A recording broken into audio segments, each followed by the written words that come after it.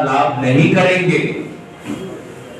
हम संकेत ज्ञापन करता हूं कि आप लोग बहुत ही शॉर्ट नोटिस से पीसीसी भवन पर आए। इस चुनाव में जो बीजेपी की नाव है वो डूबती हुई साफ नजर आ रही है। अब इस डूबती हुई नाव को बचाने बार बार प्रधानमंत्री मोदी जी, गृह मंत्री अमित शाह जी आ रहे हैं। पहले भाजपा को लगा कि वो त्रिपुरा के जनता को डराकर धमकाकर बाइक वाहिनी के द्वारा महिलाओं पर अत्याचार के द्वारा विरोधी दलों के प्रतिनिधियों को मारपीट के द्वारा वो सत्ता दोबारा हासिल कर पाई। उनको लगा कि मीडिया की आवाज को बंद कर मीडिया के पत्रकारों को मारपीट कर उनके चैनलों को बंद करके वो सत्ता दोबारा हासिल करेंगे। लेकिन मैं आभार प्रकट करना चाहूंगा, शुभकामनाएं देना चाहूंगा त्रिपुरा के लोगों को जो इस चुनाव में निडर होके बिना डरे बिना पीछे हटे उन्होंने ये सिद्धांत लिया है, उन्होंने ये निर्णय लिया है कि बीजेपी के नाव को डुबाना ही पड़ेगा। और इसीलिए बहुत हिंसात्मक घटनाओं के बावजूद भी, प्रेशर के बावजूद भी, धन और बल का इस्तेमाल होने के बावजूद भी त्रिपुरा के लोगों ने मन बना लिया है, मन ठान लिया है।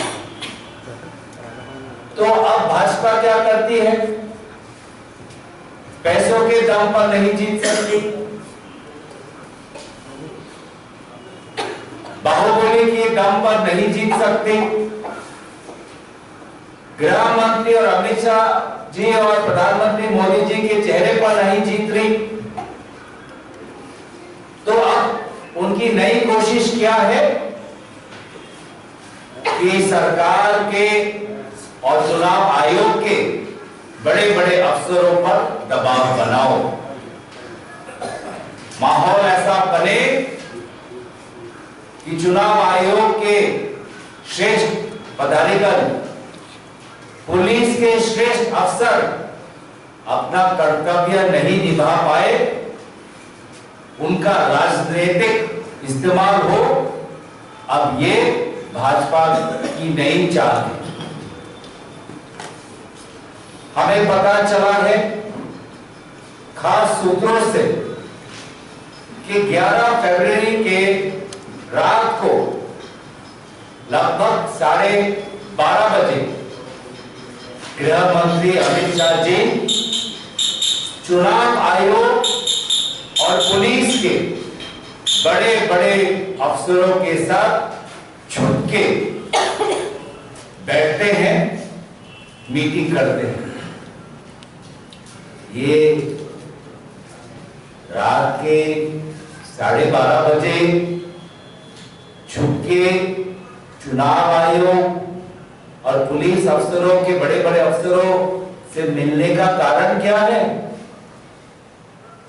अगर कोई मीटिंग हो तो ऑफिशियल जो वर्किंग आवर्स है उस समय मीटिंग करें।